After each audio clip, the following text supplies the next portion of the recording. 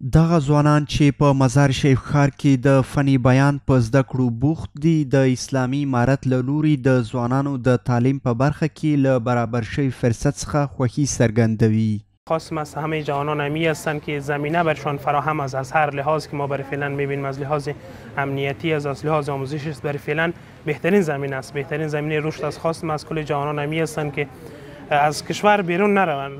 بیرون رفتن از کشور راه حل نیست. بیاین، بهترین زمینه و بهترین فرصت است و همچون برنامه ها بیاین اشتراک بکنه و ظرفیت خود بالا ببره و در سایر ارگان‌های دولتی، در سایر ارگان‌های خصوصی جذب شود من حیث یک جوان فعال. بهترین زمینه برای آموختن علم، برای تحصیل، برای ادامه تحصیل همین اکنون در افغانستان پیاده شده است و شما می توانید از کشورهای همسایه، از کشورهای که مهاجر هستین بیاین و ادامه تحصیل بدین. امیال بیشترین سهولت برای شما فراهم شدگی است.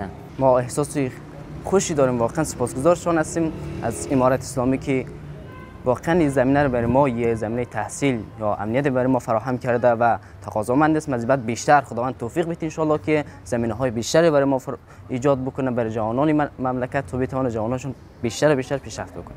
دغه راز یو شمېر ځوانان چې په یادو زده کړو کې ګډون کړی وو ټینګار کوي چې نور ځوانان هم باید له شته فرصتونو څخه ګټه واخلي او د هیواد د پرمختګ لپاره د پخوا په پرتله لا ډیر کار وکړي. و ما از جوانای خواهش دارم که هر رشته‌ای که میخونه در هر بخشی که میخونه، یکی در بخش خود متخصص باشه، در پایل از او بخش تکنولوژی و فن بیان مهارت کافی داشته باشه تا بتونه یک آینده بهتر از امروز داشته باشه. از جوانان تقاضا دارم که فعال باشن، فعالیت بکنن، به دانش‌های خود بیافزاین، دیگه فعالیت بکنن، در اجتماع حضور داشته باشن. حضور فعال و حضور فعال داشتن بدون علم و دانش کفایت نمیکنه.